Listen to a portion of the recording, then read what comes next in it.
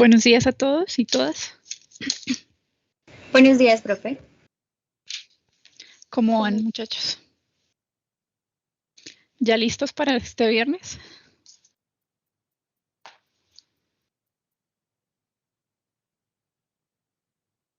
¿Eso es un no? No mucho, profe. Bueno, entonces hoy vamos a seguir con las clases. No sé si tengan inquietudes antes de empezar o podemos continuar.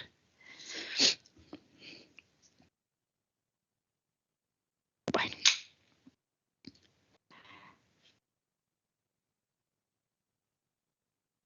No sé si están viendo la pantalla. Sí, profe. Bueno, entonces hoy vamos a continuar viendo virus que afectan el sistema digestivo. Y aquí encontramos la familia coronaviril. Resulta que, bueno, antes de empezar y hablar de las generalidades, esta familia es clasificada en el grupo 4 de Baltimore, lo que significa que son virus RNA de cadena sencilla, polaridad positiva. Esto significa, recuerden que un ARN de cadena sencilla, polaridad positiva, tiene la misma dirección y es como hablar del RNA mensajero. ¿Qué significa esto? Que tan pronto estos virus ingresan a la célula, su RNA se traduce, o sea que forma proteínas inmediatamente. Y es lo que vemos acá. Entonces, fíjense, en la figurita tenemos un genoma positivo, RNA, y tan pronto ingresa nos está diciendo forma proteínas. ¿Cómo hace para generar las copias de genoma? Entonces, por un lado, ellos tienen que generar intermediarios.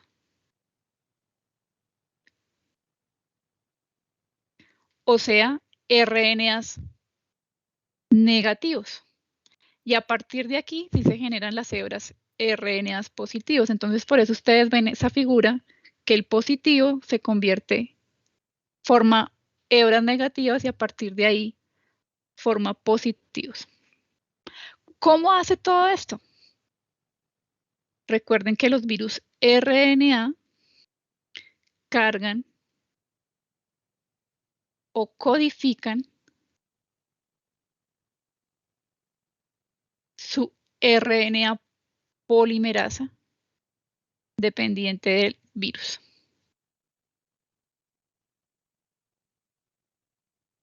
Que la van a encontrar como RDRP, así se llama esa polimerasa.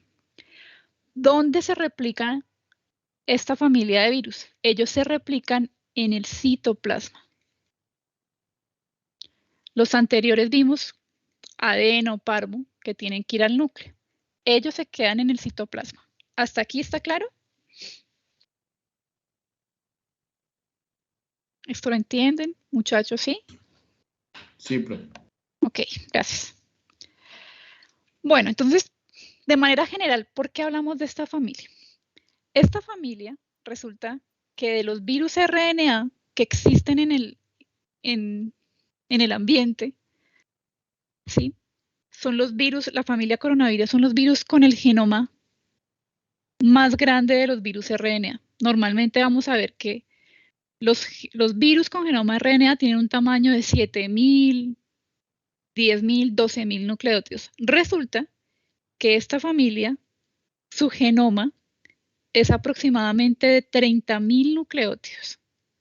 Entonces aquí ya, bueno, virus RNA con genoma grande. Otra de las características es que lo estamos viendo en la parte digestiva. Pero resulta que esta familia es muy diversa.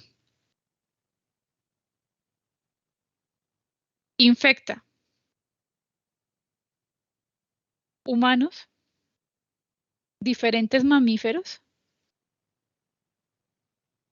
y aves.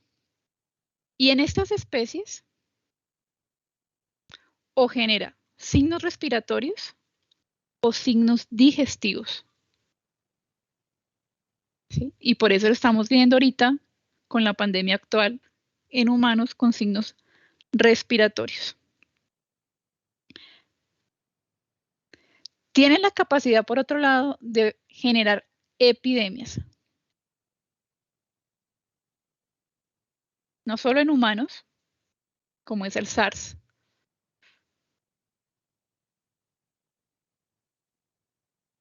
El SARS-CoV-2 también, MERS, y en animales también, ¿sí?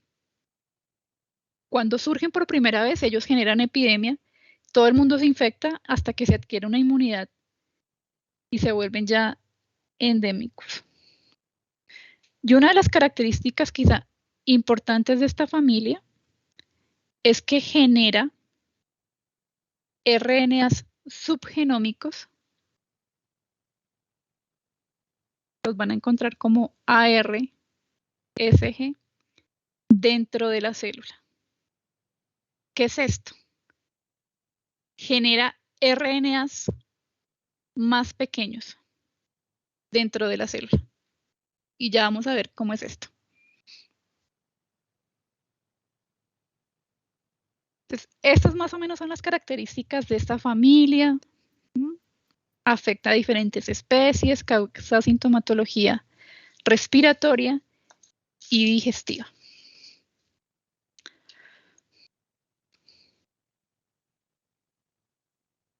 En cuanto a la taxonomía, perdón un segundo.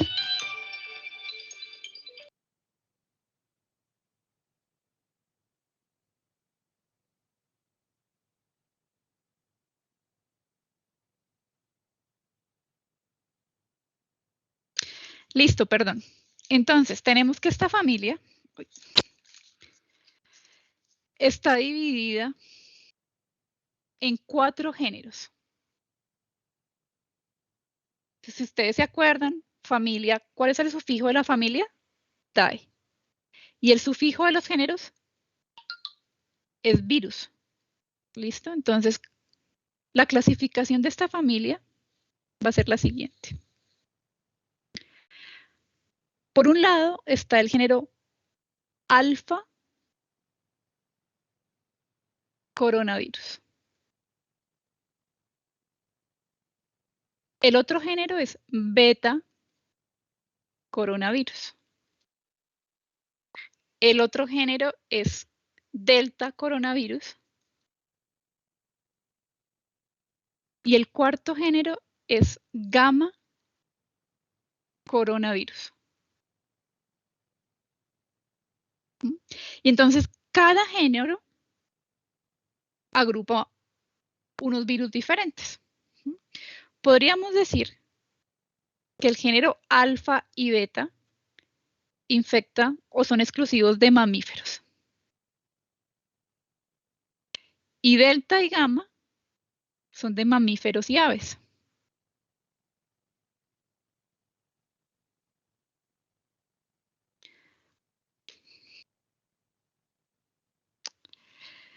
Entonces, ¿qué enfermedades? Y esto es en animales, encontramos en el género alfa. Encontramos el coronavirus canino. Lo van a encontrar con esta sigla CCOV. Por otro lado, encontramos el coronavirus felino. Y lo van a encontrar como FCOV. También encontramos la gastroenteritis transmisible porcina y lo van a encontrar como TGEB y la diarrea epidémica porcina y lo van a encontrar como PED o PET. Estos son los 4 especies de virus más importantes de este género en animales. ¿qué enfermedades encontramos en el género beta coronavirus? Entonces, en los beta coronavirus encontramos el coronavirus bovino, que lo van a encontrar como B, C o B. También el coronavirus equino.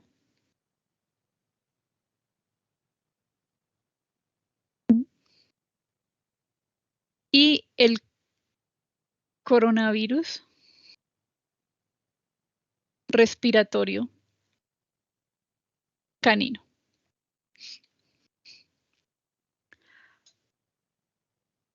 En el género delta coronavirus, principalmente encontramos el delta coronavirus porcino.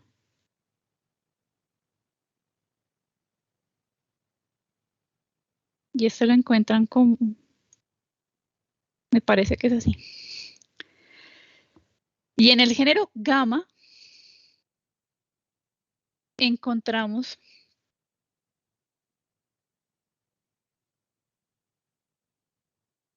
el coronavirus aviar, también conocido como bronquitis infecciosa aviar. Y también hay coronavirus de la ballena. Estos son los virus más comunes. ¿Listo? Todo esto es en animales. En humanos.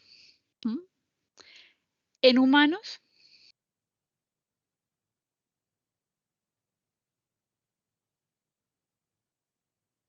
encontramos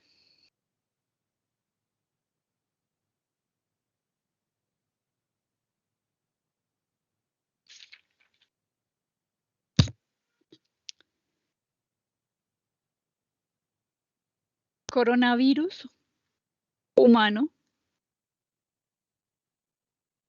229E en el mismo género, por eso lo pongo en el mismo color, y el coronavirus humano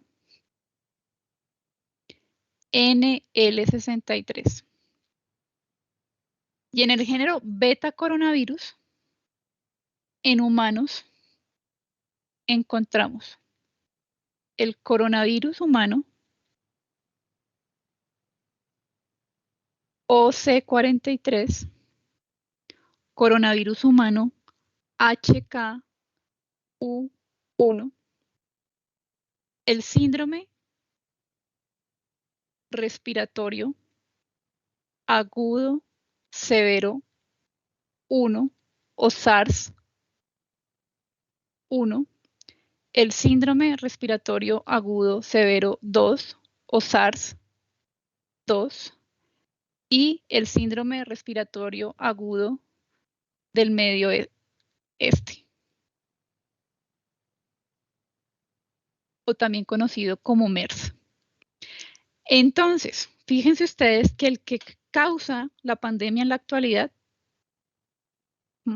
se ubica en ¿dónde? En el género beta coronavirus. Entonces, con esto quiero resaltar varias cosas. Hay varias enfermedades, ¿sí? O varias especies que afectan los diferentes animales. Entonces, aquí tenemos harto tema para hablar. Por otro lado, si ustedes se dan cuenta, los coronavirus no son nuevos en los humanos. Hay varios coronavirus. ¿Sí? Que afectan al humano. ¿Listo? Esto mismo lo encuentran aquí. Entonces, recordemos entonces, la familia se divide en 4 géneros y tenemos el género alfa coronavirus, beta coronavirus, delta coronavirus y gamma coronavirus. Y ahí encontrarán quizá más especies virales que pertenecen a cada uno de los géneros. Entonces, de importancia, coronavirus canino, coronavirus felino, gastroenteritis transmisible de los cerdos y diarrea epidémica porcina. En el género beta coronavirus, ¿cuáles son los más importantes? El coronavirus equino y el coronavirus bovino. En el género delta, ¿cuáles son el más importante en animales? el delta coronavirus porcino. Y en los gamma tenemos la bronquitis infecciosa aviar, que es el coronavirus más importante de las aves.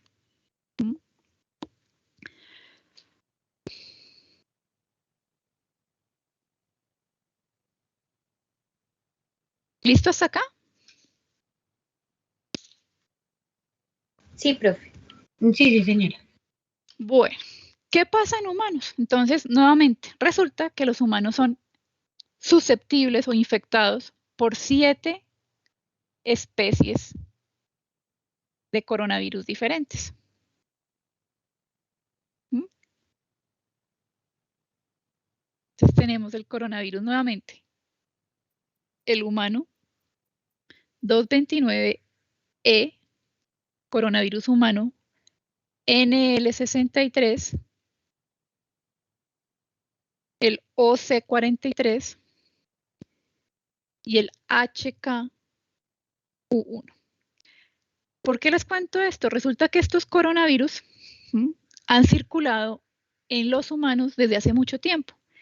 ¿Y qué sintomatología causan? Están asociados a las gripas estacionales. Entonces, antes que llegara esta pandemia, a nosotros nos daba normalmente una gripa, ¿sí? Entonces, no, es que tengo gripa. ¿Y qué sintomatología teníamos? Entonces, principalmente, un malestar general, dolor de cabeza, secreción nasal, fiebre, estornudos, tos, pero no presentaban datos de mortalidad. O sea, a uno le daba esta gripa, periodo de incubación rápido y aproximadamente en una semana ya solucionado. Entonces, para decirles que los coronavirus están desde hace tiempo ocasionando principalmente sintomatología respiratoria. Por otro lado, tenemos otros coronavirus. Entonces, tenemos el SARS-1, SARS-2 y el MERS.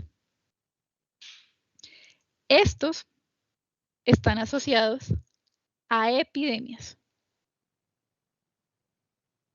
¿Y cuáles son los signos de estos coronavirus? Entonces, también fiebre, mialgia es dolor muscular, dolor de cabeza, tos.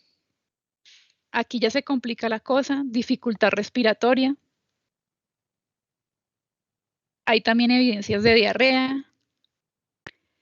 Y estos sí tienen la capacidad de causar mortalidad. O sea,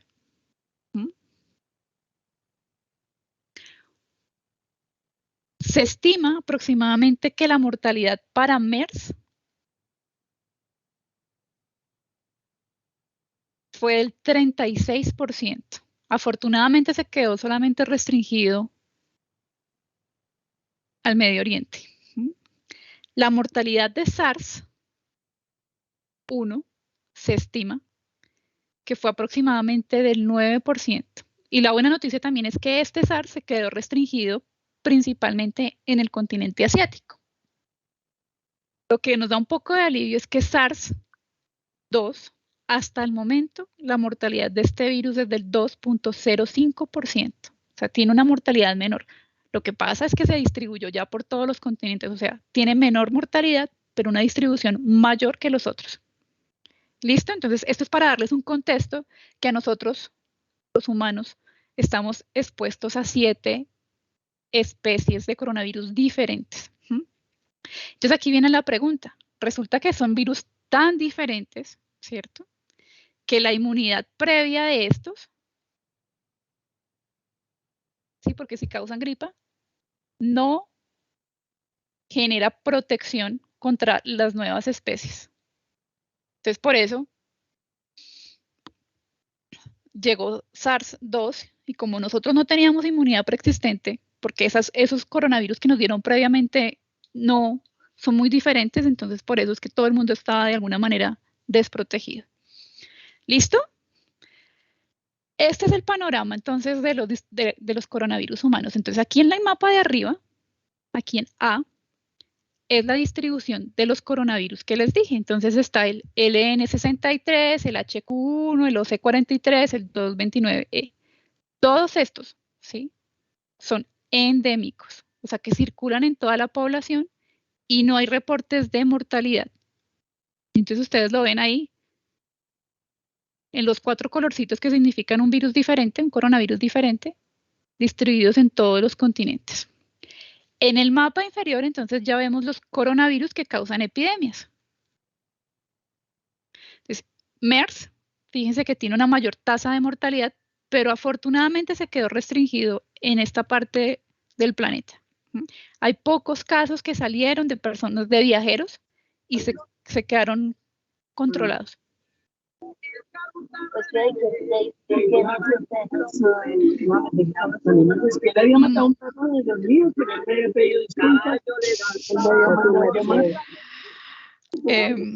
Pueden apagar el micrófono. Pero el otro Gracias. Bueno, en color amarillo, entonces tenemos la distribución de SARS-1. Y como les dije, entonces surge en el continente asiático, básicamente en la China, y hay algunos casos reportados fuera, pero muy pocos.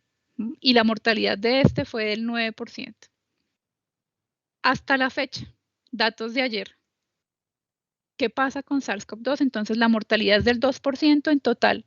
Se estima que 221 millones de personas a nivel mundial se han infectado y de estas infectadas se han muerto 4.550.000 personas. Este es el panorama de SARS-CoV-2 hasta la fecha.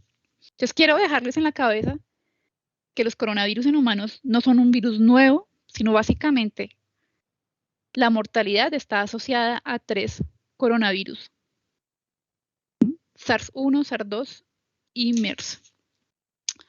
Bueno, entonces como esta materia es de animales, entonces vamos a hablar de los virus que afectan a los animales.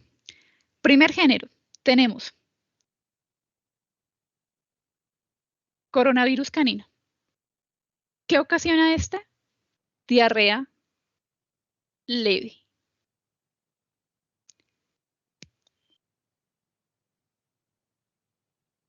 Coronavirus felino. ¿Qué ocasiona? Diarrea leve también. Y en algunos casos puede ocasionar peritonitis. Ustedes lo van a conocer como peritonitis infecciosa felina.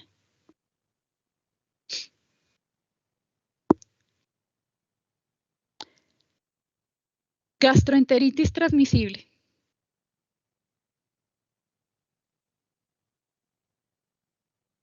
Porcina. ¿Qué ocasiona? Diarrea en lechones principalmente, vómito y deshidratación. Diarrea epidémica porcina.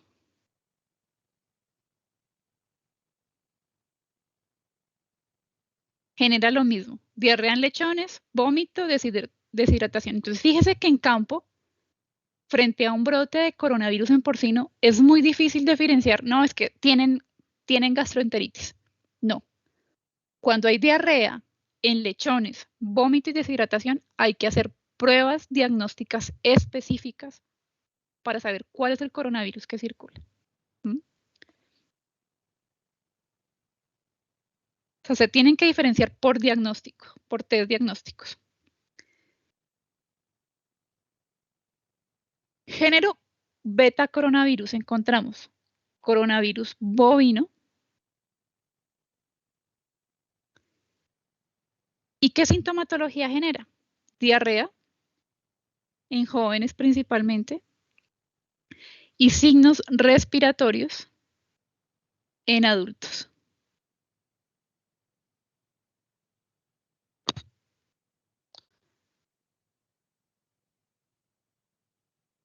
Coronavirus equino está asociado a diarrea.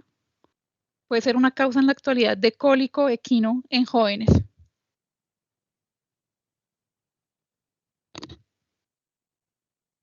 Y en el gamma coronavirus encontramos la bronquitis infecciosa aviar,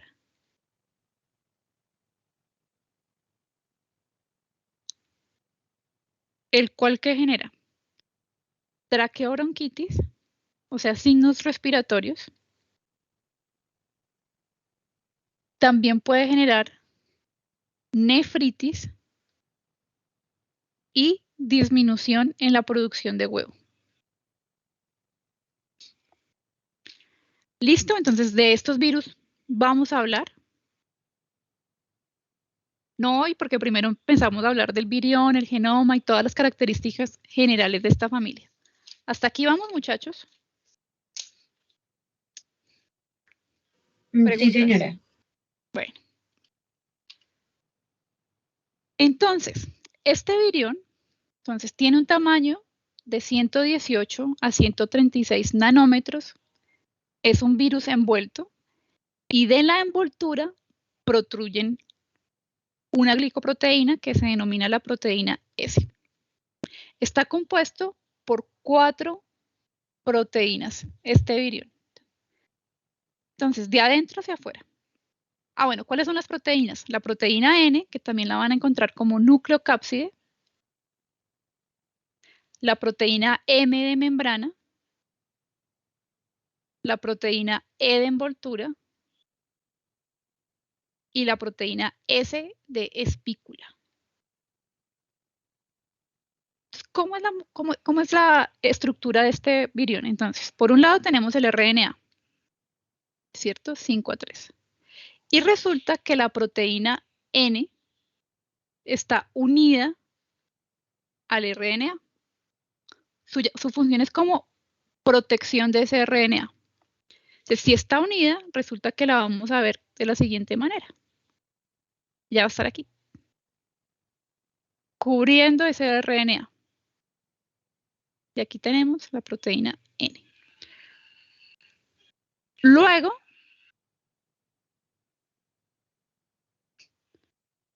viene la proteína M de membrana.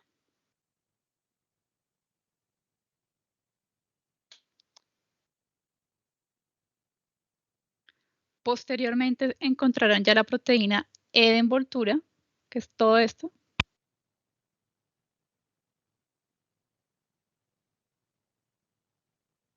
Y de la envoltura protruye la famosa proteína S o espícula.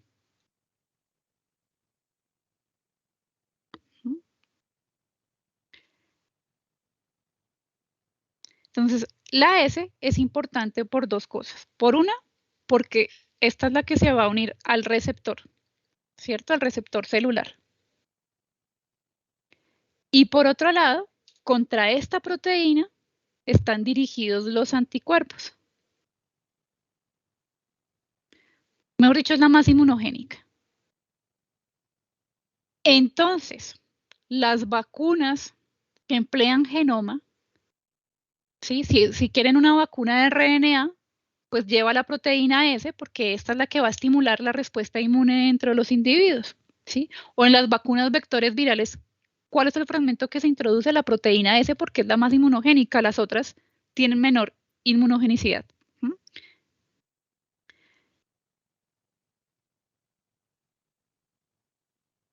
Resulta que la proteína S, a los que han revisado coronavirus, la S está dividida en dos porciones.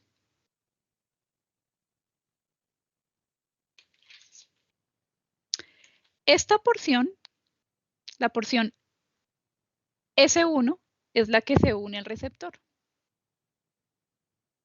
O sea, esto es S1. Y tiene otra porción que es la S2, que es la que está unida a la envoltura. Entonces, lo voy a poner aquí en otro color.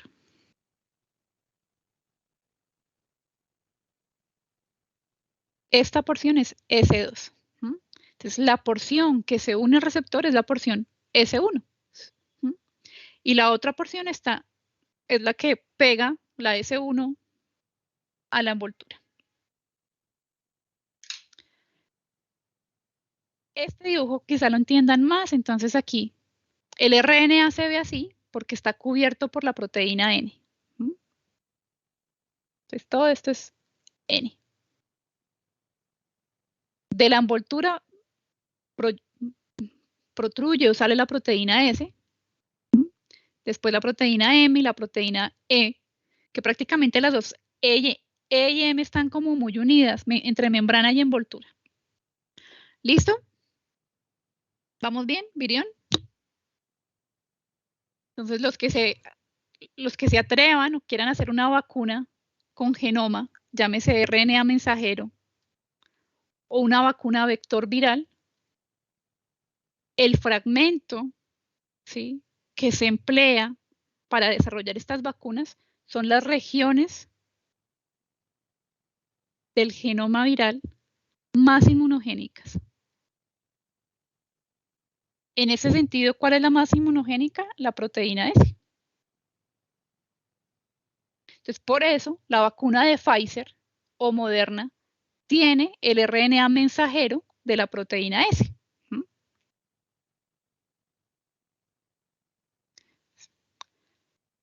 Recuerden que estas vacunas emplean como componente el RNA mensajero. ¿De qué? De la proteína S.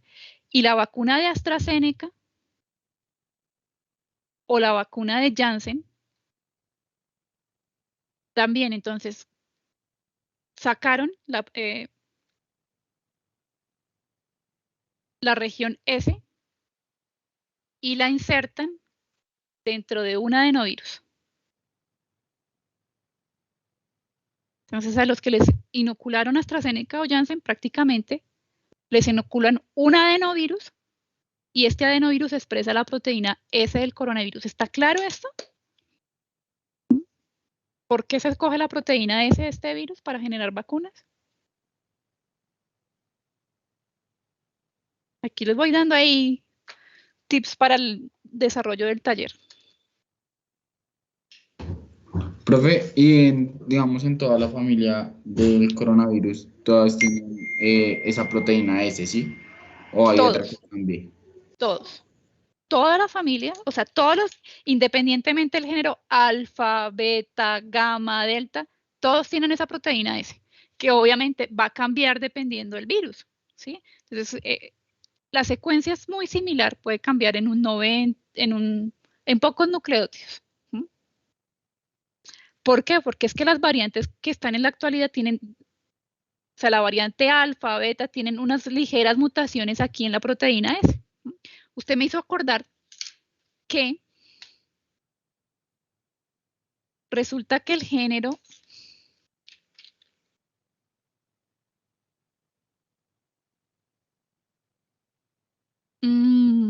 delta y gamma, ahora lo perdí. Perdón, beta y gamma. Beta y gamma coronavirus tienen una proteína adicional que es la HE. Entonces, estos géneros tienen una proteína adicional que es la HE, que básicamente traduce hemaglutinin esterasa. Y solamente, repito, la tienen estos dos géneros, beta coronavirus y gamma coronavirus. El resto de las proteínas S, E, M y N son similares para todos los géneros de esta familia.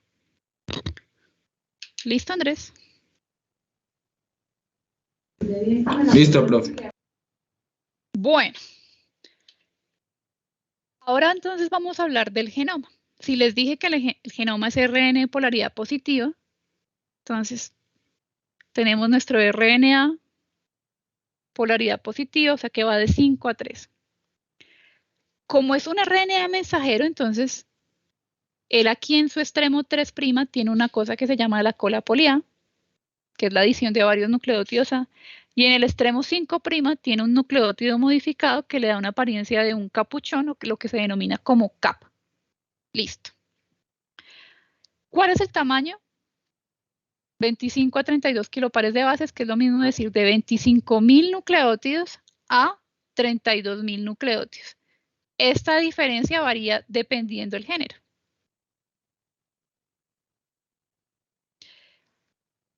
Por otro lado, posee de 7 a 10 ORFs. ORFs son los que van a dar origen a las proteínas, ¿sí? Entonces, este genoma da origen a más de 10 proteínas. Resulta que el genoma tiene unas secuencias particulares. En el extremo 5' tiene una secuencia de nucleótidos particular, lo voy a poner acá, en verde, que se denomina la secuencia líder. Entonces, ¿qué es esto? Es una secuencia aproximadamente de 70 a 90 nucleótidos, que lo que va a hacer es promover la transcripción.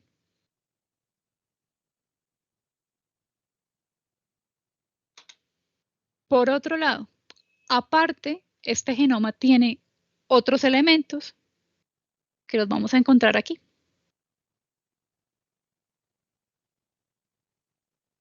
Estos elementos se denominan TRS o secuencias reguladoras de la transcripción.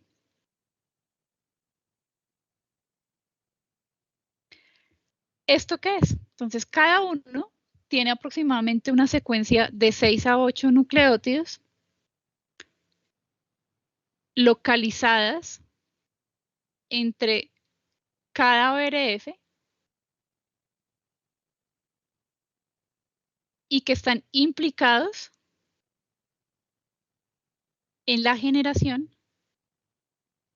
de los RNAs subgenómicos. ¿Se acuerdan que les dije que una de las características de esta familia es que generan RNAs más pequeños? Entonces, estas secuencias están encargadas de la generación de esto.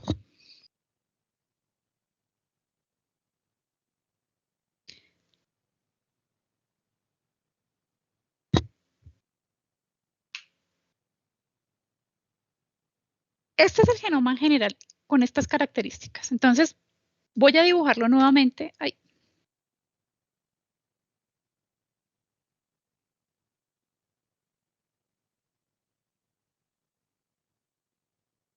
Entonces, 5 a 3. Y por un lado, entonces, tiene la secuencia líder.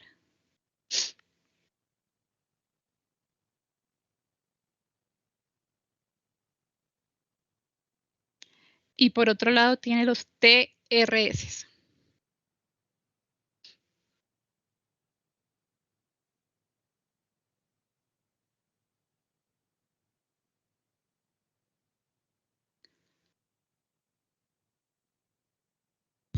Resulta entonces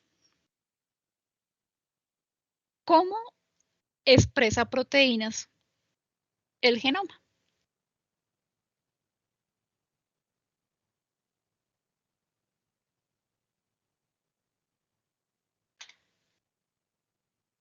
Resulta que este genoma,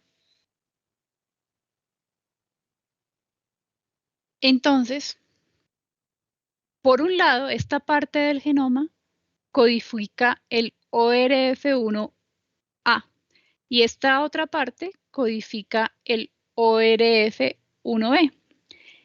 En conjunto, estos dos RFs son importantes porque de aquí surgen las proteínas no estructurales, que las van a encontrar como NSP. Y en total hay 16 proteínas denominadas de la NSP1 a la NSP16. Conclusión, más de la mitad del genoma da origen a las proteínas no estructurales. Como no son estructurales, o sea, no son ni N, ni M, ni nada de eso, ellas están implicadas ¿en qué? Principalmente en la replicación del genoma. Y también hay proteínas que bloquean la inmunidad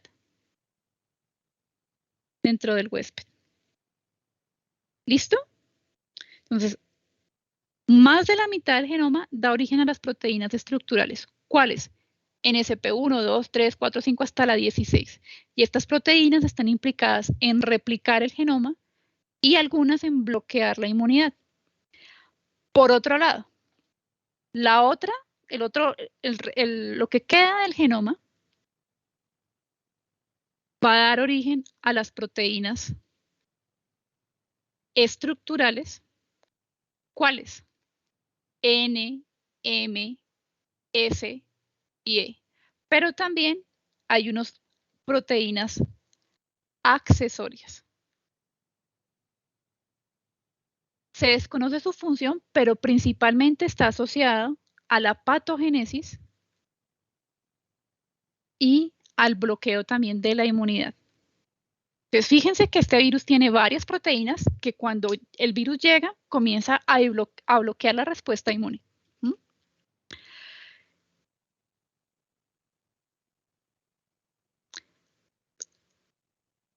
De esta manera, entonces, ¿cuáles son las proteínas? Entonces, por aquí encontrarán la proteína S, por aquí van a encontrar la proteína E, por aquí van a encontrar la proteína M y por aquí la proteína N.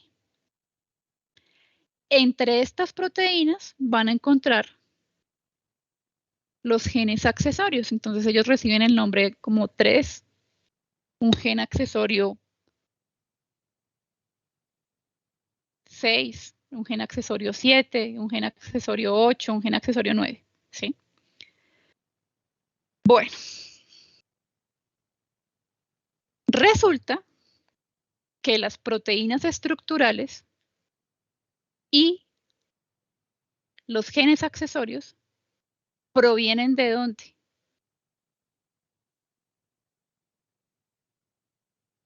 De los RNAs subgenómicos. Las proteínas estructurales sí vienen del genoma viral. Es que es todo esto que les estoy diciendo que quizás están un poco confundidos. Bueno, aquí nuevamente es cómo se organiza el genoma, que es el dibujo que les acabo de decir. Entonces, fíjense ustedes, genoma 5A3. Y en color verde están los ORFs que dan origen a todas estas proteínas implicadas en la replicación. O sea, proteínas replicativas, no estructurales. Y en color azul y color rojo vemos los otros genes. En azul están los genes estructurales y en color rojo las proteínas accesorias. Y aquí dibujo. Los RNA subgenómicos dan origen a las proteínas estructurales. Entonces, nuevamente, ¿qué es todo esto que les estoy diciendo? Resulta que esta es la célula. Entonces, el virus ingresa y él libera su genoma.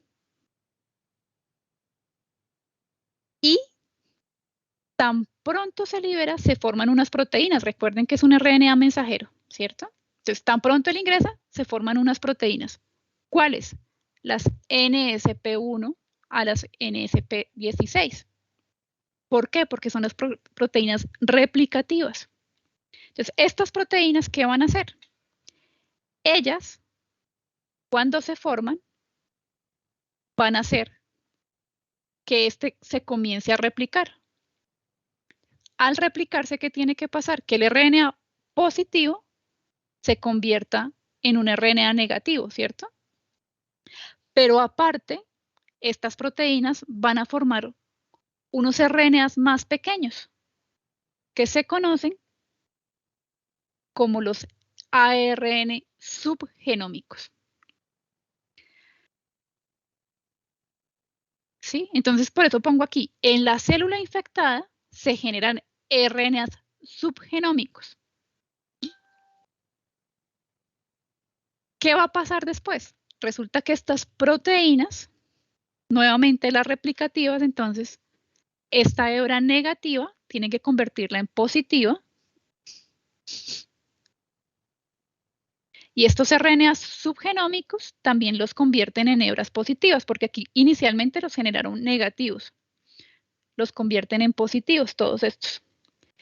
Y como son RNAs positivos mensajeros, cada RNA subgenómico da origen a una proteína diferente. La N, la S, la M,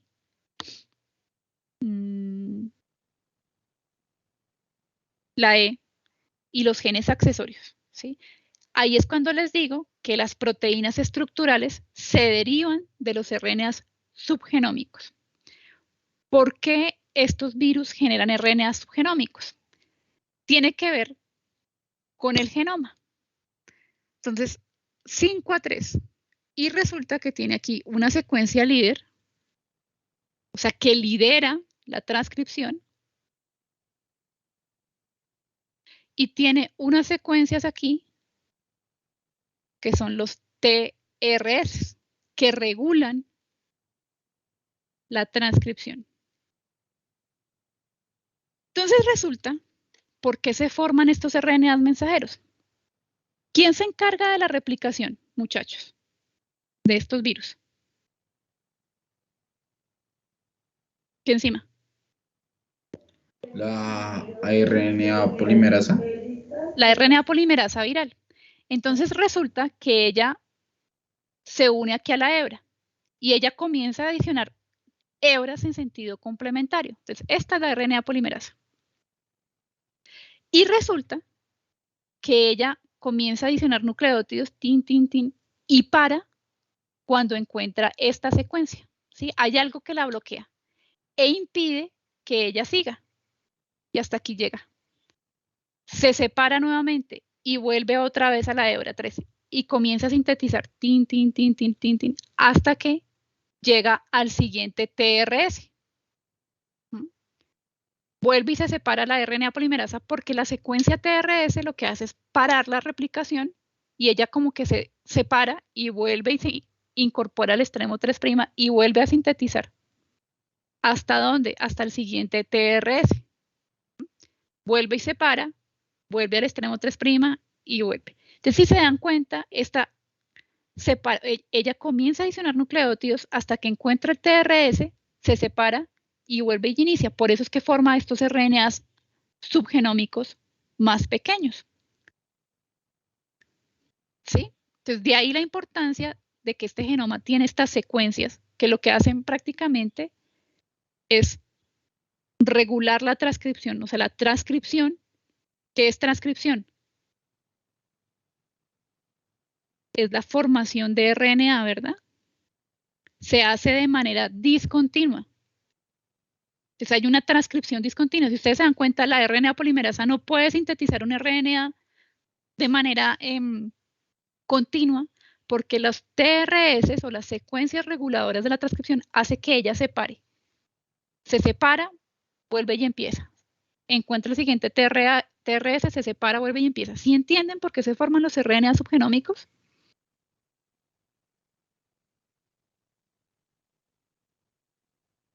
No, sí.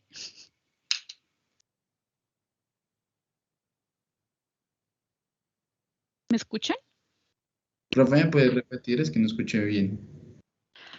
Repito, si se acuerdan cuando les dije, el genoma tiene una secuencia líder aquí. ¿Líder de qué? Ella lidera la transcripción. ¿Sí? A partir de aquí, la transcripción comienza. Pero resulta que el genoma tiene unas secuencias que se llaman TRS o secuencias reguladoras de la transcripción. Estas secuencias son importantes en la generación de RNA subgenómicos. ¿Por qué? Prácticamente se hace una transcripción discontinua. La RNA polimerasa es la que se encarga de replicar este RNA. Entonces, ella se incorpora, cuando se forma la polimerasa, se incorpora aquí en el extremo 3'. Y no lo puede hacer de manera continua, precisamente porque están estas secuencias TRS. Entonces, ella se ubica acá y cuando encuentra el primer TRS, para la transcripción. Y si se dan cuenta, se forma el primer RNA subgenómico. Se suelta, vuelve, al tratar de volver a polimerizar, ella vuelve al extremo 3' y comienza a adicionar nucleótidos hasta que encuentra el siguiente TRS. Y aquí se forma el segundo RNA subgenómico. Se separa la DNA polimerasa, vuelve y empieza a sintetizar hasta que encuentra el siguiente TRS, formando el siguiente RNA subgenómico y así sucesivamente.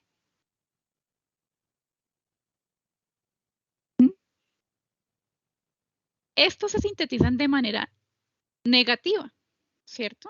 O sea que están de 3 a 5. Lo que tiene que hacer ahora la RNA polimerasa es convertirlos en hebras positivos, porque así nunca van a generar proteínas. Entonces todos estos, el RNA subgenómico 1, ahora se convierte en una hebra positiva,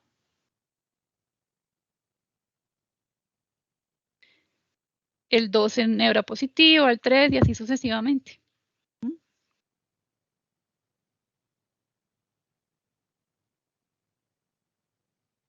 ¿Por qué se tienen que convertir positivos? Porque cada RNA subgenómico da origen a una proteína estructural.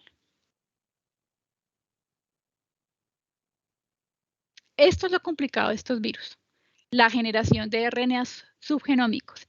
Y se necesitan los RNA subgenómicos porque cada RNA subgenómico da origen a una proteína estructural diferente. Entonces, este da origen a la proteína N, este a la M, este a la E, este a la S y estos a los genes accesorios.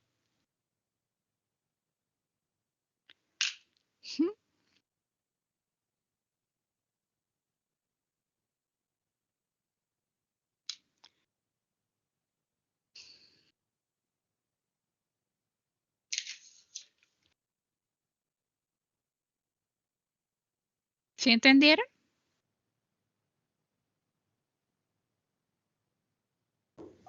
Sí, señora. Sí, profe. Ok. Pregunta de parcial. Bueno. ¿Cómo es el ciclo entonces de estos virus dentro de una célula? Entonces aquí tenemos toda la partícula viral con sus proteínas. Inicialmente, como todos, entonces se va a unir a un receptor específico, como vemos acá. Posteriormente va a ingresar por endocitosis. En el endosoma entonces se decapsida, se libera este RNA y inmediatamente se producen proteínas. Estas proteínas replican el genoma, forman los RNA subgenómicos, estas proteínas maduran y finalmente salen. Entonces, ¿cómo va paso a paso? De manera inicial,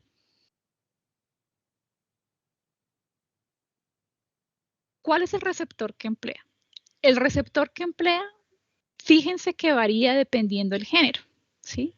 Entonces, para el género alfa, donde principalmente hay virus que afectan animales, como el corona felino, corona canino, gastroenteritis y diarrea epidémica, el receptor que emplea es la aminopeptidasa. ¿Sí? Esta está muy abundante en los enterocitos.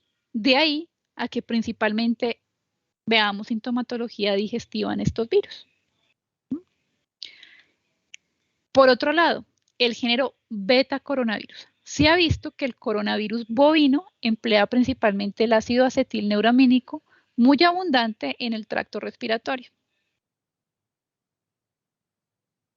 El SARS-1 y el SARS-2 emplean como receptor el AC2, que es la enzima convertidora de angiotensina.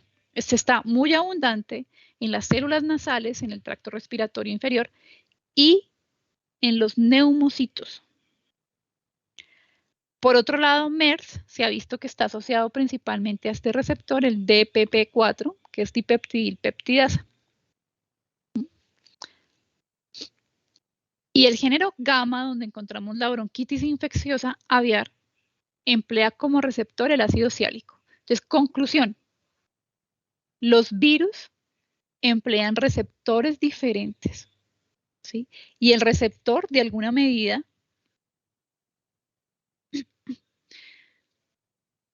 es el que media el tropismo en las especies. Entonces, vamos a ver más adelante por qué este virus no afecta a caninos, el SARS-CoV-1 o 2, que tiene que ver mucho con el receptor que emplea. Listo, entonces. Esta es la célula y este es el virus. ¿Cuál es la porción que se va a unir al receptor? Específicamente la porción S1 de la proteína. ¿Cómo va a ingresar? Entonces, este virus principalmente ingresa por endocitosis. Entonces, y captura aquí la partícula. ¿Qué va a pasar? Resulta que en el endosoma disminuye el pH. Y esta disminución del pH es clave porque la porción S2, o sea, esta porción, prácticamente se une con la envoltura, se fusiona con la envoltura del endosoma. ¿Para qué? Para permitir la liberación del genoma. Entonces, si yo me devuelvo acá, fíjense aquí en la fotografía 2. Esta proteína S, la porción S2, se fusiona y esto permite que la fusión, que es como si se derritiera la envoltura del virus, permitiera la salida del RNA. ¿Mm? Listo. Entonces, con esto ocurre el siguiente paso, que es la decapsidación. Se liberó aquí el genoma positivo. ¿Qué va a pasar ahora? Como es positivo, pues, inmediatamente se traduce. O sea, llega a los ribosomas y se forman las proteínas no estructurales. ¿Cuál es? La NSP1 a la NSP16. Ojo con esto, proteínas no estructurales significa que son las proteínas replicativas, o sea que aquí está la polimerasa. ¿Qué va a hacer este conjunto de proteínas? Ellas, lo primero que tienen que hacer es generar el intermediario negativo. Y también los RNAs subgenómicos negativos.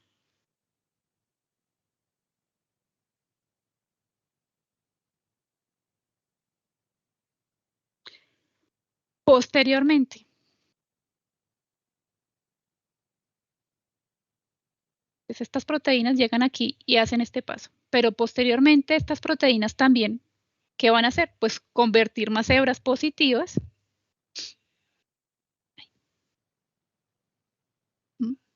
y RNAs subgenómicos positivos.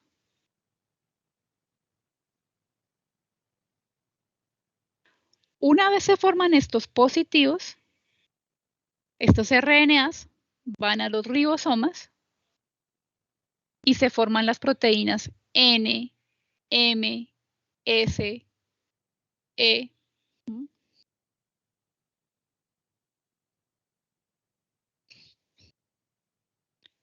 Listo.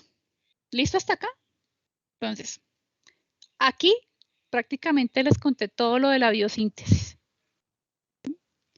Cómo se replica el genoma,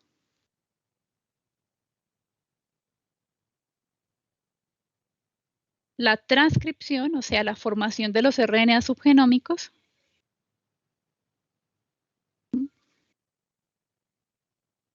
y ya. El siguiente paso es la encapsidación.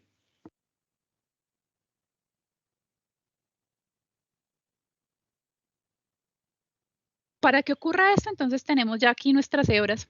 Bajémonos aquí un poquito. Tenemos el RNA ya positivo, sintetizado. Y, si se acuerdan, hay una proteína que se une a este RNA. Entonces, la proteína N se va a unir al RNA. Posteriormente, ¿qué va a pasar? Posteriormente, entonces, se pegan las otras proteínas.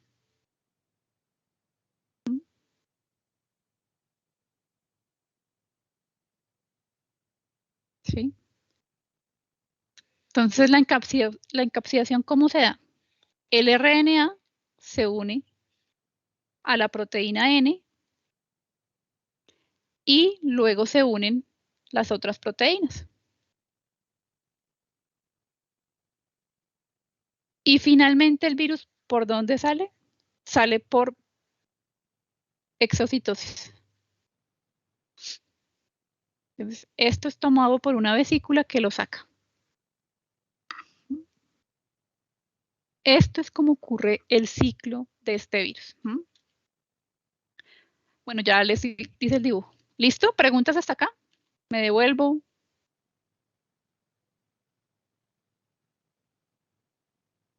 Profe, ¿tú me podrías repetir, por favor, la parte de las proteínas no estructurales, por favor? ¿Qué parte? Cuando ya dices que quedan positivas y empiezan a generar otro tipo de proteínas, ahí me perdí un momentico. Bueno. Nuevamente, entonces este virus ingresó. Quedó como...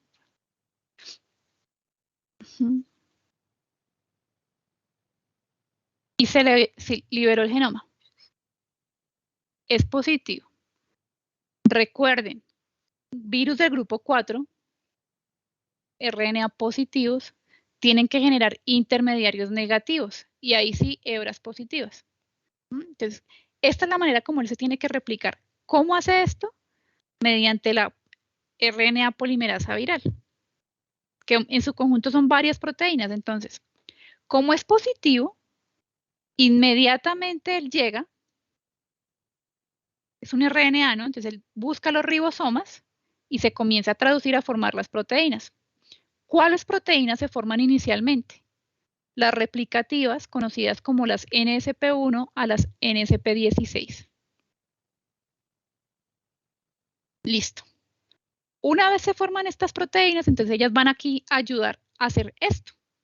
¿Qué es esto? Ayudar a la síntesis de las hebras negativas y de los RNAs subgenómicos negativos.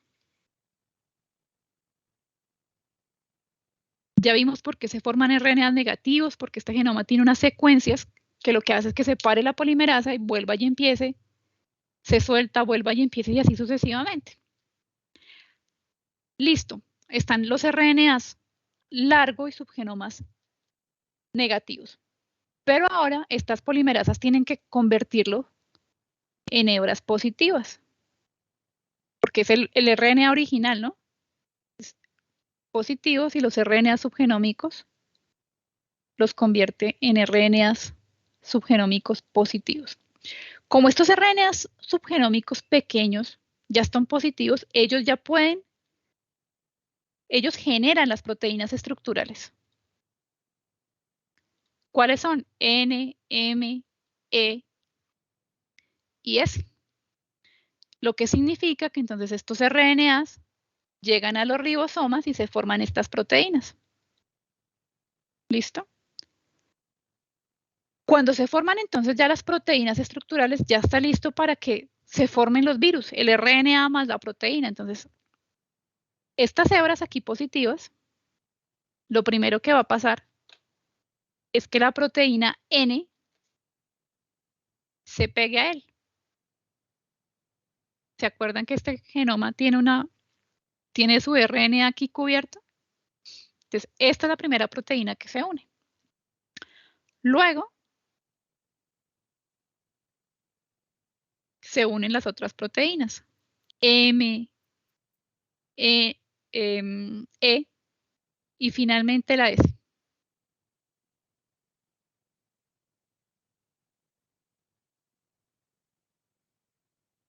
¿Listo?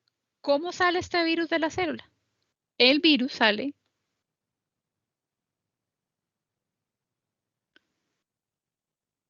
por vesículas de transporte o por exosomas. Y es así como el virus sale de la célula. Si se dan cuenta, entonces este virus se replica en el citoplasma. Pero resulta que el virus tiene un mecanismo de protección cuando él se está replicando para que el RNA no sea degradado. Y resulta que el virus, tan pronto el genoma se libera, se forma aquí, lo pongo aquí lo voy a poner en color verde. Son unos sitios que el virus hace para proteger su genoma,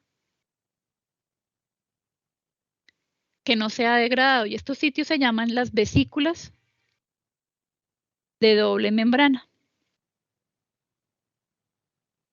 Lo van a encontrar como DMB. Estas vesículas son formadas por el virus, donde atraen vesículas, donde atraen membranas del retículo, de Golgi, y básicamente lo ven así. Por eso aquí en esta figura, esto que ven aquí en color verde son las DMBs. Entonces, mientras que el virus está replicando, por eso ven ahí, para protegerse el genoma, el virus hace estas vesículas, ¿sí? No las hace la célula, las hace el virus para que él se pueda replicar. Ya cuando se replica, ahí sí sale y se ensambla y se une todo.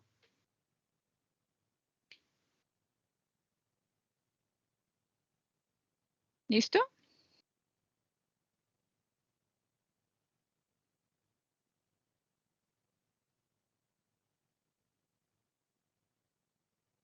¿Me escuchan? Sí, profe, ya quedó claro. 5 minutos de descanso. Nos vemos a las 11:17. ¿Listo? Vale, profe. Vale, profe.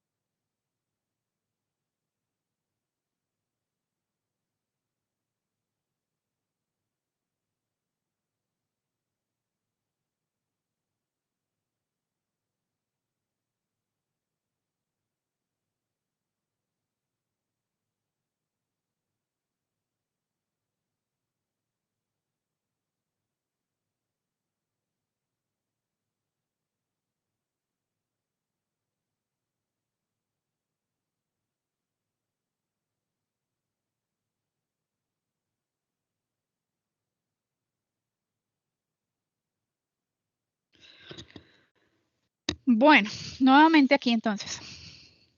¿Preguntas? ¿Me escuchan?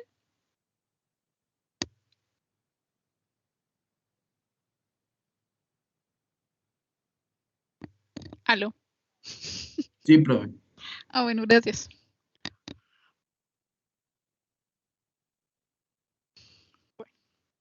Resulta que este virus tiene varios mecanismos de evasión de la respuesta inmune.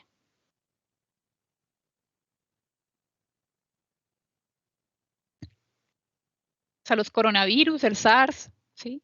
Entonces resulta que ustedes ya saben que cuando los patógenos tienen unas cosas que se llaman los PAMPs, que son los patrones de reconocimiento de patógenos. Y prácticamente que reconocen, o sea, no se reconoce todo el virus, sino partes de él para montar la respuesta inmune. Entonces, cuando este virus llega, fíjense aquí, entonces es capturado por el receptor e ingresa por endocitosis. Y automáticamente hay sensores en la célula, ¿sí? Para decir, venga, algo llegó diferente y de esta manera monto una respuesta, ¿cierto? Y esos sensores, entonces, por un lado tenemos sensores citoplasmáticos. Ustedes no sé si lo estén viendo en inmunología, que son el RIC y el MDA, pero también hay sensores endosomales, ¿sí? Si ustedes se dan cuenta, la mayoría de los virus ingresan por endocitosis, entonces los endosomas tienen sensores de esos patógenos. Entonces en el endosoma está el TLR3 y bueno, otros TLRs. ¿Sí? Entonces hay sensores endosomales y hay sensores en el citoplasma que prácticamente ¿qué hacen? Es, como su nombre lo indica, censar, mirar qué es lo anormal de esos patógenos para montar una respuesta. ¿Sí? ¿Cuál respuesta? Pues montar una respuesta inflamatoria, una respuesta inmune para evitar controlar la replicación de esos patógenos. Entonces, cuando en condiciones normales, ¿qué pasa? El virus llega a la célula, es censado, ya sea a nivel citoplasmático o endosomal, y si ustedes se dan cuenta, se activa una cascada de señalización, o sea, diferentes proteínas, principalmente la NF-kappa beta, cuya finalidad es que a nivel nuclear se genere el interferón. Y este interferón entonces va a activar otras vías de proteínas, básicamente la STAC1, STAC2, cuya finalidad es que es generar los genes asociados al interferón. Y vimos que el interferón, estas proteínas asociadas al interferón,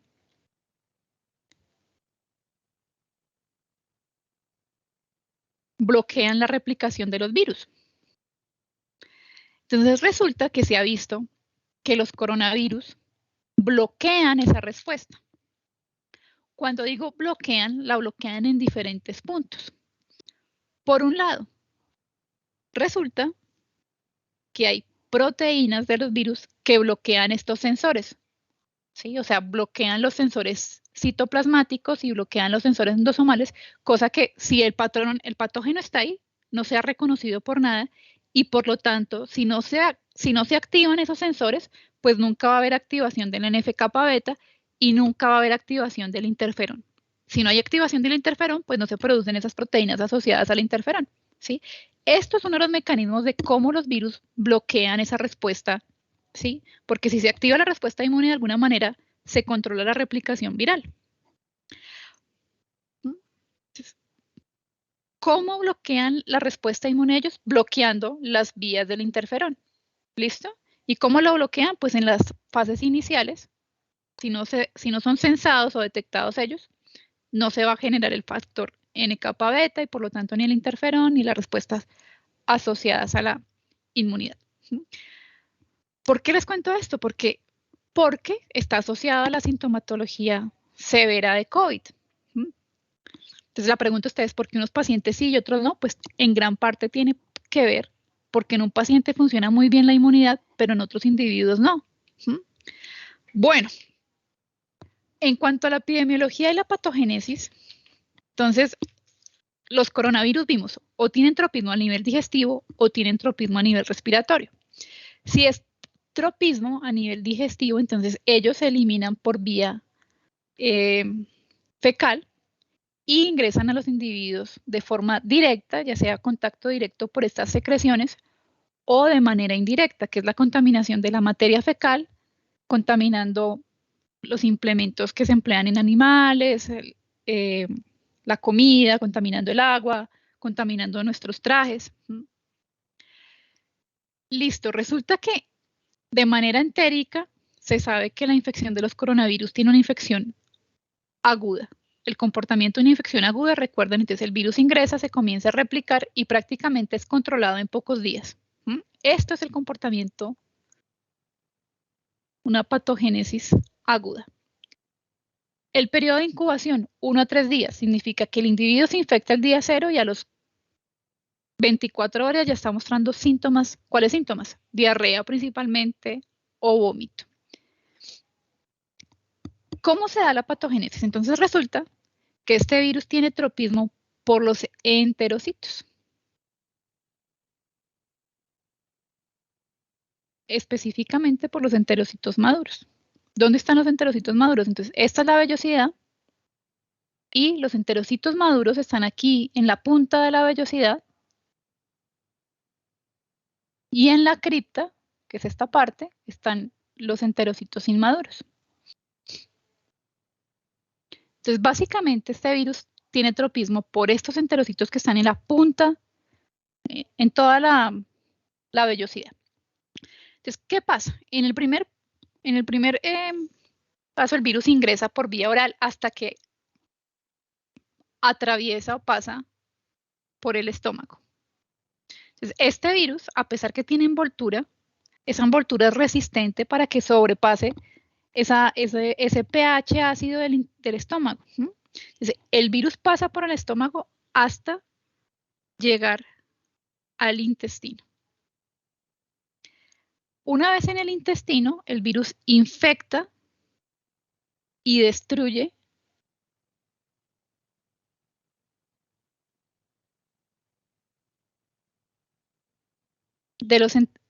destruye los enterocitos,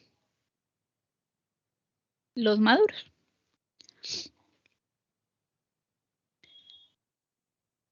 ¿Qué pasa? Resulta que esta destrucción de los enterocitos va a generar atrofia de las vellosidades. La atrofia, ¿cómo se ve? Si ustedes se dan cuenta, aquí en la figura 1 está la vellosidad intacta, o sea, alta. Pero a medida que se destruyen los enterocitos, ella ya se va cortando, se va reduciendo su tamaño.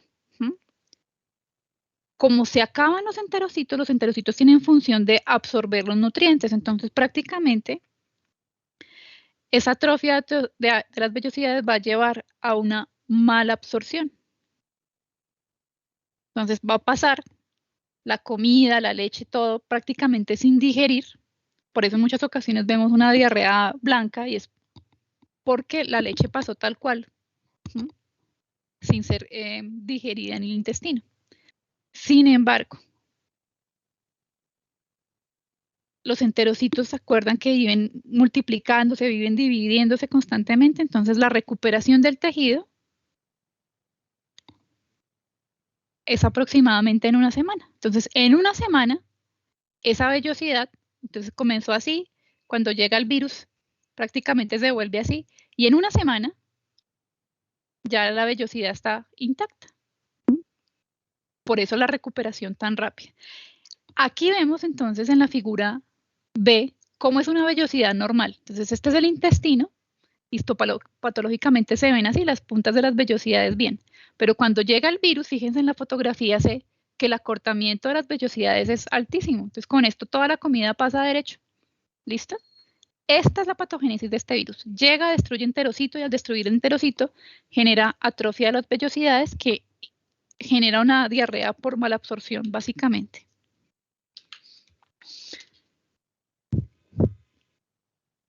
Por otro lado, tenemos la otra forma de presentación, que son los coronavirus que tienen tropismo por el tracto respiratorio.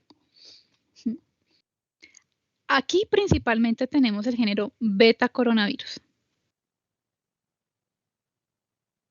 En este, se me olvidó decirles, principalmente están los alfa coronavirus, o sea, coronavirus canino, felino y los porcinos principalmente. En los beta, entonces, ya encontramos el coronavirus bovino y encontramos prácticamente en humanos el SARS-1, el 2, el MERS, etc. ¿Cómo se elimina y se transmite estos virus? Entonces, recuérdense en la clase de patogénesis que cuando una persona estornuda, tose, habla, se eliminan aerosoles. Y esos aerosoles tienen dos tamaños, ¿sí? Unas gotas pequeñas y unas gotas grandes en las cuales los virus en estos aerosoles en estos aerosoles están los virus. Entonces, si la persona tose, ¿sí? Estos aerosoles pequeños por peso pues van a llegar a una mayor distancia.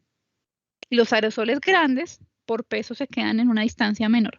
Conclusión, estos aerosoles pueden, si tienen el virus, pueden infectar pues a grandes distancias. Entonces, el mecanismo de transmisión de estos virus, pues por un lado está el contacto directo con una persona o un animal contaminado, pero también la contaminación de objetos de una manera indirecta.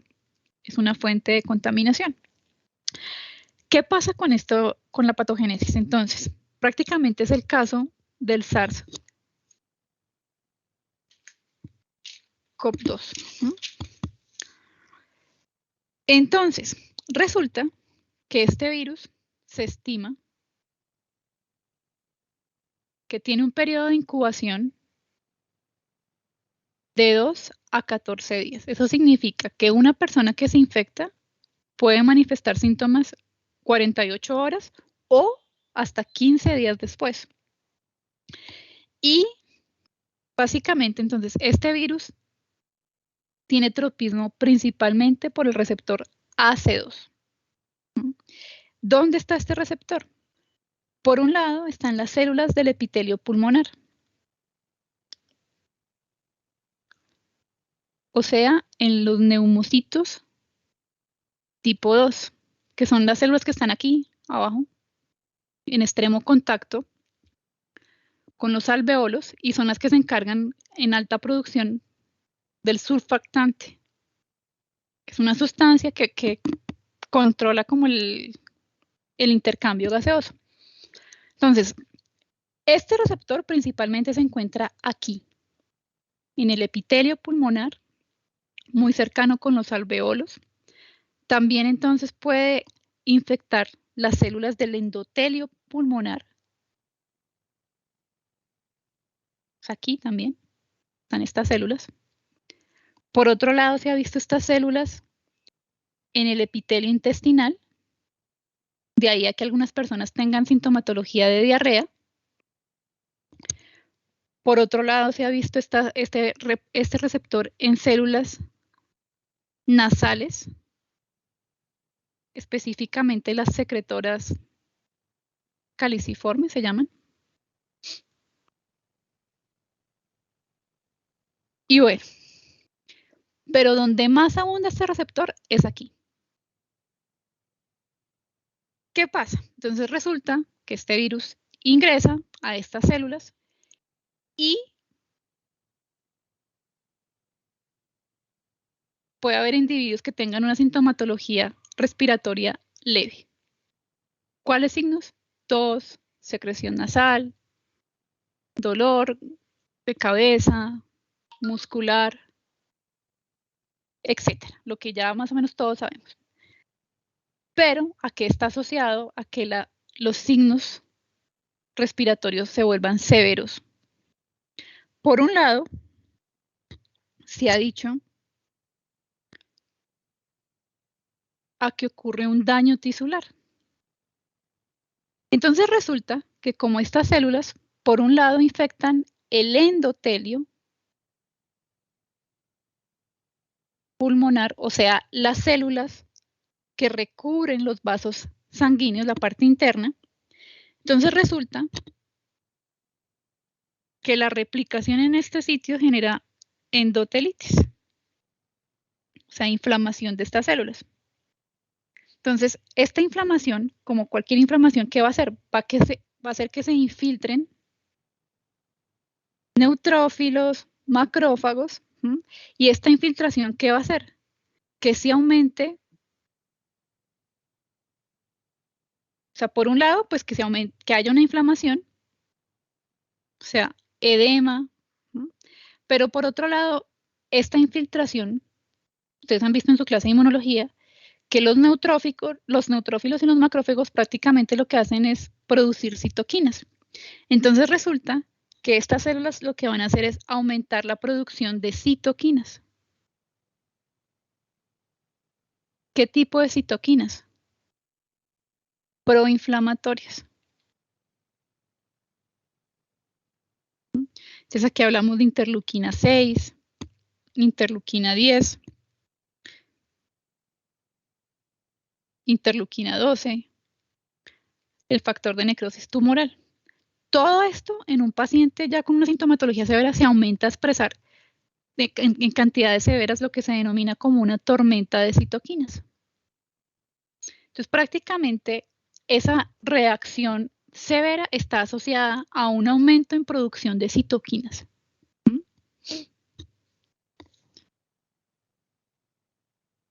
En estos individuos que generaron la endotelitis, que llegaron neutrófilos, macrófagos, esa inflamación severa a nivel pulmonar prácticamente lo que va a hacer es una dificultad respiratoria.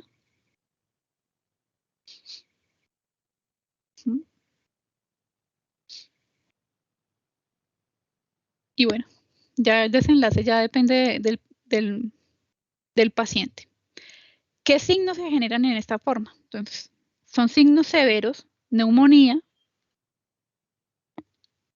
distrés respiratorio,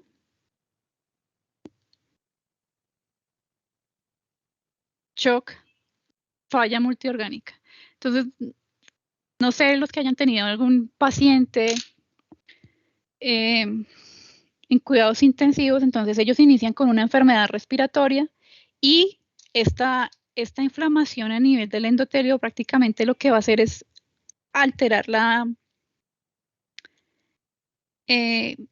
interfiere con la difusión de oxígeno a nivel pulmonar.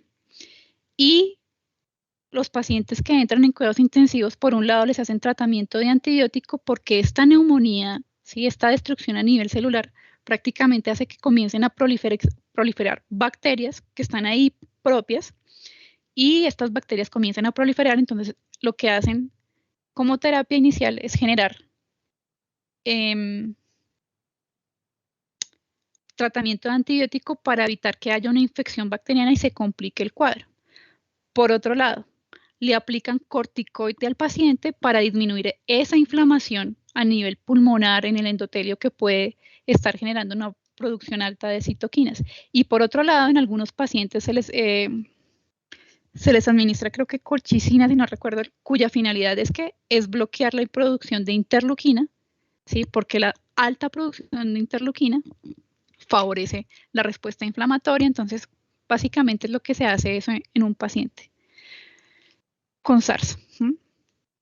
Tratar con antibiótico para evitar el crecimiento bacteriano, obviamente tener un respirador para ayudar a esa oxigenación, aplicar corticoide para disminuir la inflamación y aplicar colchicina para inhibir la respuesta de interleuquina 6. Eso es lo que se hace en un paciente con SARS-CoV-2 en cuidados intensivos. ¿Listo? ¿Preguntas? ¿Están bien? Hoy están más callados de lo normal, señor. Yo tengo una pregunta. Digamos, teniendo en cuenta que digamos que la familia coronavirus pues tiene una cápside, ¿sí? Y tiene que pasar por el tracto gastrointestinal, se afecta pues a toda la parte digestiva y tiene que pasar por el estómago que tiene ácido clorhídrico. No se descomponería, por así decirlo, mucho más rápido. fíjate que normalmente yo les he dicho, virus envuelto se destruye rápidamente, pero aparentemente la envoltura sobrelleva esas condiciones adversas del estómago. ¿Mm? ¿Qué pasa? Precisamente el cuadro clínico es más severo a nivel respiratorio, ¿sí? Porque a nivel respiratorio no hay tantas proteasas que puedan destruir ese virus. En cambio, a nivel entérico, listo, ingresa por vía oral, pero hay un alto porcentaje de virus, como tú dices, que se puede destruir en el estómago. Pero a nivel respiratorio no hay nada que lo esté controlando. Entonces, por eso quizá el cuadro de diarrea en pacientes infectados con COVID es menor, porque hay una alta proporción de esos virus que se destruyeron en ese tránsito, en el tránsito intestinal. ¿Sí? Ah, ok, profe. Bueno, ya para terminar esta parte, entonces, resulta que los coronavirus han evolucionado. Evoluciones que es que han cambiado, han mutado, han cambiado su secuencia. Y prácticamente esa evolución está asociada a dos mecanismos. Por un lado a mutaciones y por otro lado a recombinaciones. Una mutación, ¿se acuerdan que se define por mutaciones o cambios en la secuencia de nucleótidos por errores de la RNA polimerasa? En este caso, ¿no? Que es un virus RNA. Entonces, este es el genoma, ¿sí? Y resulta que para replicarse, entonces, interviene la RNA polimerasa. Y cuando ella está replicando, en esta parte del genoma, incorporó un nucleótido mal. Y lo pongo ahí en color verde. Este virus ingresa, se replica y al replicarse, entonces, las cepas ahora van a tener esta nueva mutación, pero resulta que vuelve y adquiere otra mutación. Entonces ahora tiene otra aquí y tiene otra acá. Conclusión, las mutaciones son heredadas de generación en generación. Esto básicamente es lo que estamos viendo acá. Es el origen de las diferentes variantes. Entonces hablamos de la variante alfa, la variante beta, la variante delta, gamma, y obedecen ¿a qué? A mutaciones en la secuencia de nucleótidos, específicamente en la proteína S. Entonces, este es todo el genoma y específicamente estas mutaciones en esta proteína van haciendo que se generen nuevas variantes. Y esto tiene una implicación inmunológica grande, ¿sí? Porque este es el virus original, el de Wuhan. Y este virus entonces generó una respuesta de anticuerpos. Resulta que esta es la variante Delta y ahora se sabe que tiene por lo menos más de 5 mutaciones aquí. ¿Sí? Entonces la pregunta es, ¿estos anticuerpos que se generaron previos, ¿sí? Los pongo aquí en color verde, al cambiar esta proteína no se van a unir completamente, ¿sí? De ahí hay que estar cambiando las vacunas para proveer protección con todas las cepas. ¿Listo? Ese es el impacto de las mutaciones. Cambios de nucleótidos que afectan la secuencia del genoma. Hasta la fecha entonces que tenemos en COVID-19. Variantes de importancia, alfa, beta, gamma y delta. Anteriormente se llamaban de acuerdo al sitio donde se habían aparecido, pues esto llevó a clasificación xenofóbica. ¿Sí? Entonces la alfa surgió por primera vez en el Reino Unido, la beta en Sudáfrica, la gamma en Brasil y la delta en India. Prácticamente esta variante de la India es la que tiene mayores mutaciones y los estudios están haciendo estudios para mirar la eficiencia de los anticuerpos, o sea, estos anticuerpos que se generaron previamente para la variante beta, alfa, sirven para esta nueva variante si las vacunas están desarrolladas con la cepa original de China. Entonces, todavía no se sabe. Aparentemente hay unos estudios que sí, pero básicamente hay que vacunarse porque la vacunación, lo que sí ha mostrado es que uno se puede infectar así se esté vacunado, pero la vacuna lo que ha limitado es el curso de la enfermedad, ¿sí? Se han disminuido los pacientes en UCIs, por ejemplo. Entonces sí es importante vacunarse. Yo espero que ya la mayoría de este curso ya estén vacunados. Por otro lado, hay otras variantes que han surgido, como la variante Epsilon, Z, Eta, Teta, Iota y Kappa. La semana pasada se consideró como la variante Mu de Colombia también. Y los estudios del Instituto Nacional de Salud evidencian que esta es la variante que más está circulando en Colombia. La variante Mu. Entonces, ¿cómo surgieron esas variantes? Principalmente por diferencias en la secuencia de nucleótidos, específicamente en la proteína S. Entonces, ustedes se dan cuenta, este virus surge 2019, 2021. Hasta la fecha hay más de 11 variantes. Entonces, fíjense cómo es la evolución de los virus. Pero resulta que los virus también evolucionan de otra manera. Y es con recombinaciones. La recombinación se define como el intercambio de material genético entre virus. Para que ocurra esto, tienen que ser genomas diferentes, pero cercanos.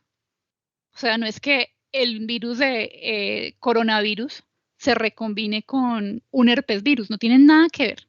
Entonces, conclusión, cuando digo genomas diferentes pero cercanos, es que, por ejemplo, el coronavirus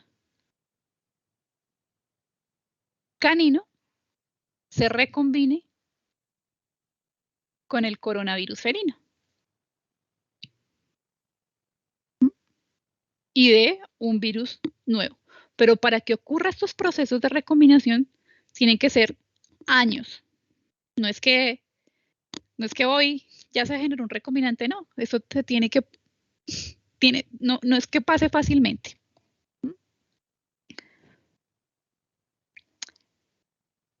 ¿Cómo es esto? Entonces, la recombinación prácticamente se ha visto en la mayoría de los SARS que causan epidemias, perdón, en la mayoría de los coronavirus que causan epidemias, como SARS-1, SARS-2 y MERS. Resulta que el origen de SARS-CoV-1, SARS-CoV-2 y MERS es de un murciélago. Históricamente, pasó mucho tiempo en que este virus se recombinó con coronavirus de otras especies.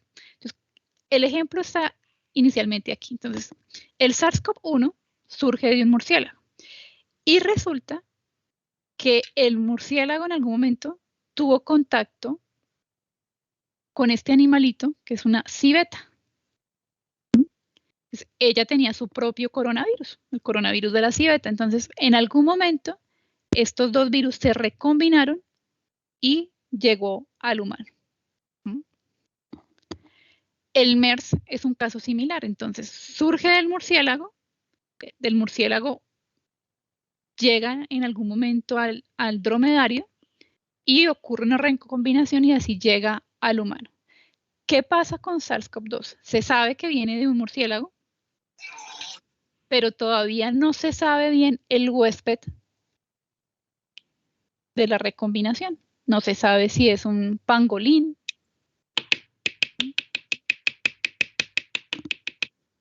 Creo que alguien tiene el micrófono abierto, si lo puede cerrar. ¿Listo?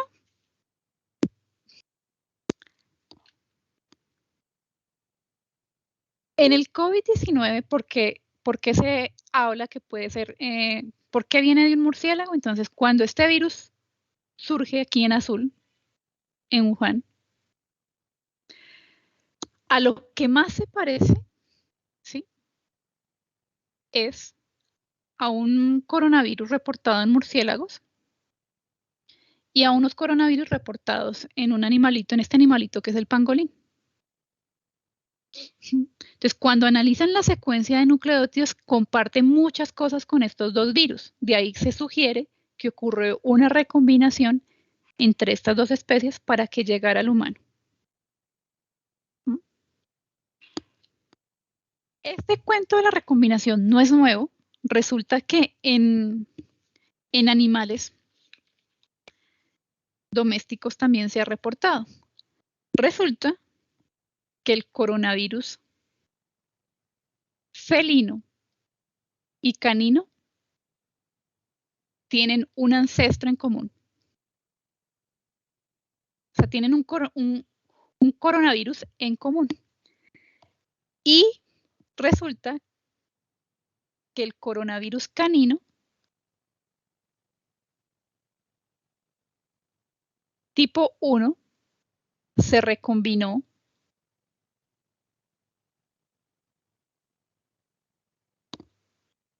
con un coronavirus desconocido.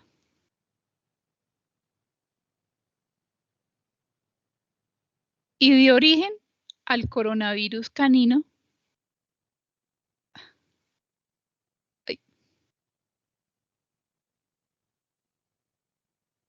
tipo 2. Entonces se recombinó con otro, el 1, y dio origen al coronavirus canino tipo 2. Pero aquí no acaba la historia. Resulta que el coronavirus canino tipo 2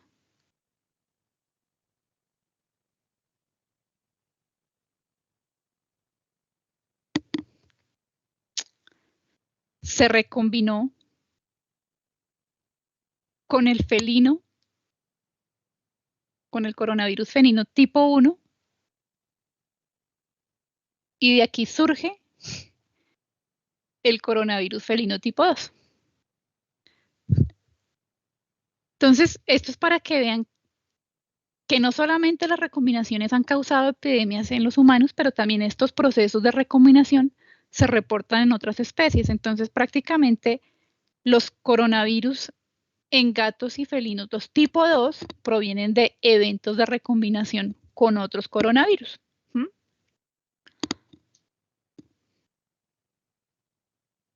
¿Listo? Entonces, o los coronavirus mutan o los coronavirus se recombinan. Y prácticamente esos eventos de recombinación están dados por el genoma. Si yo les digo que tiene que generar subgenómicos y que para y repara, o sea, estos saltos de que la polimerasa está acá, se despega del RNA, vuelve y se pone en otro sitio y vuelve y reinicia, esto hace que favorezca el intercambio de material genético. Es una de las teorías. Bueno, por otro lado, ¿cómo se diagnostican los coronavirus? Por un lado, principalmente, a muchos quizás les han hecho el test de antígeno, que prácticamente es una inmunocromatografía. Entonces, si ustedes se dan cuenta, ¿cuál es la muestra? Principalmente un hisopo nasal o traqueal. Y esto es el fundamento. Entonces, aquí tenemos una fase sólida donde hay unos anticuerpos y si la persona tiene el antígeno, esto va a hacer que se una a otro anticuerpo y emita un color. Prácticamente resultados en 15 minutos. Es una prueba rápida.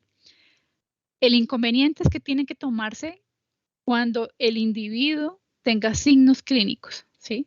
Si el individuo ya no tiene signos clínicos, no significa que el virus no esté. Entonces, muchas veces puede dar negativo. Por otro lado, también hay detección de anticuerpos. Lo más común es un ELISA. Para detectar anticuerpos, ¿dónde están los anticuerpos? Están en suero. Entonces, básicamente el fundamento es detectar los anticuerpos que se han unido a ese virus. Esta técnica funciona después de la infección. les voy a hacer aquí una gráfica. Entonces, el individuo se infectó el día 0. Aquí está la cantidad de virus, el virus baja y se mantiene así bajo por mucho tiempo, aproximadamente un mes.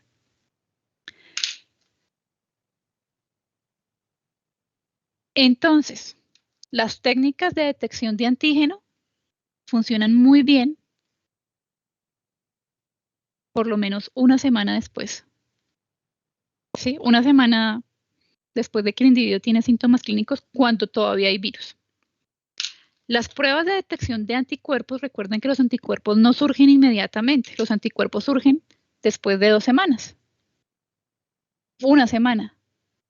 ¿Sí? Entonces, estas pruebas de anticuerpos funcionan después de 15 días de haber estado expuesto. Y las técnicas de detección de genoma, como la PCR, ¿cuál es la muestra que emplea? También un hisopo nasal, también se puede emplear sangre. Y el método es detectar el antígeno, detectar el genoma, perdón. Estas técnicas funcionan prácticamente más tiempo. Porque si ustedes se dan cuenta, inicialmente hay virus, pero el virus puede permanecer también por meses a bajas concentraciones. Entonces resulta que la detección del genoma o la PCR es útil para detectar altas y bajas concentraciones de virus o de genoma viral. Entonces, ¿qué técnica emplear? Depende del tiempo de infección, ¿cierto? Finalmente, ¿cómo se controla el coronavirus? Lo que nos ha dejado la pandemia es que las plataformas vacunales aumentaron, entonces existen vacunas clásicas, vacunas vivas atenuadas e inactivadas, pero realmente la pandemia revolucionó las nuevas plataformas vacunales, como son las vacunas a RNA, las vacunas subunidades y las vacunas vectores virales. Ustedes esto pues ya lo saben, vacunas RNA, aquí tenemos Moderna, Pfizer, vacuna viva atenuada todavía no hay una aprobada. Vacunas inactivadas, tenemos la vacuna de Sinovac. Vacunas subunidad, todavía hay vacunas aprobadas. Y vacunas vectores virales, tenemos por un lado AstraZeneca y la vacuna de Janssen. Básicamente esto es lo que tenía para contarles. Bueno, la pregunta, ¿qué pasa con el SARS y las especies animales? Resulta que inicialmente este virus se ha visto principalmente que se encontró este virus en diferentes especies de felinos. Panteras, leones, no sé si ustedes escucharon el reporte de individuos que compartían en el zoológico de Nueva York, los leones a los que ellos les daban la comida resultaron positivos. Entonces los felinos se pueden infectar, pero no transmiten la enfermedad. ¿Por qué se pueden infectar? Porque poseen el receptor. Pero esa unión receptor-antígeno no es muy fuerte como para que el virus comience a ser diseminado. Entonces, se sabe que los felinos se pueden infectar, pero no causan enfermedad. Por un lado, ¿cuáles felinos? Entonces, se ha visto en felinos domésticos, pero también en leones, en pumas. Hay un reporte en Dinamarca donde en los ciervos, me parece, se reportó un brote de enfermedad también. Entonces, para limitar ese brote de enfermedad en los ciervos, ellos tenían sintomatología respiratoria y aparentemente del ciervo podía llegar al humano. Entonces, ¿qué hizo Dinamarca? Eliminar todos los ciervos. Prácticamente, esto es verdad, se eliminaron millones de ciervos para controlar esta infección a los humanos.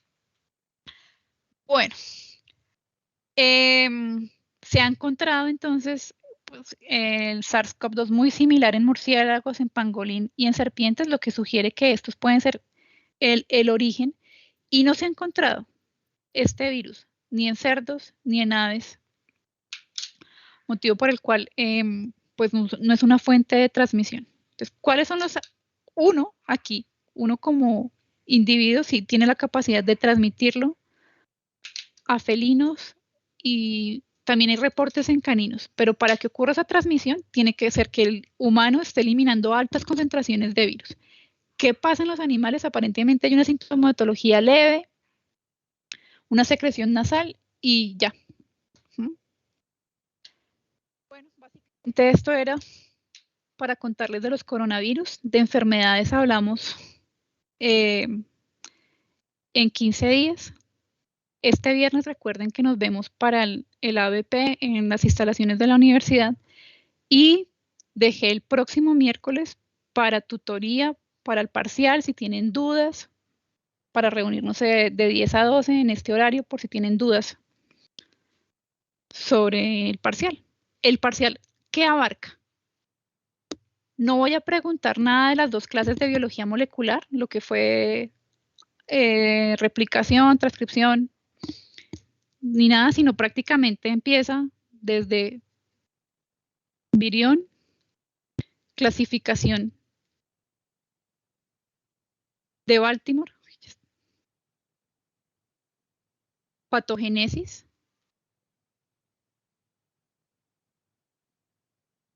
diagnóstico viral, control viral, parvovirus, adenovirus y coronavirus. Pero coronavirus hasta hoy, no enfermedades, ¿listo? Esto es lo que ingresa en el parcial.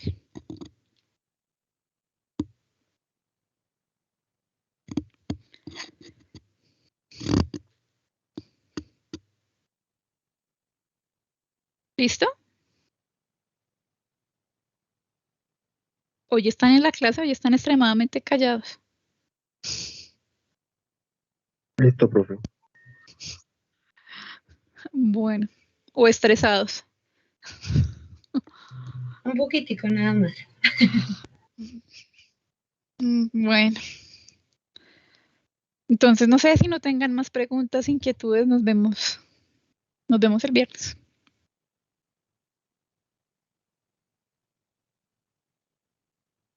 Vale, profe, muchas gracias. Con gusto.